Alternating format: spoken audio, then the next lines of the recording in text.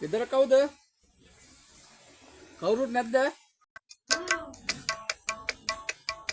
ඇයි මහත්තයෝ? මොකද්ද වුණා? මම මේ ගමට අලුතින් ආපු ගොවිනියාම පොහොර සහන ආධාර දෙන්න ආවේ. කවුද මහත්තයෝ මේ ගෙදර? ගෘහමූලිකයා? මොකක්ද යාගේ නම? ඉන්න මහත්තයෝ මං හිටියේ ඒ ගැන හොයන ගමන් තමයි. මම ඉක්මනට එන්න මහත්තයෝ. පොඩක් ඉන්න.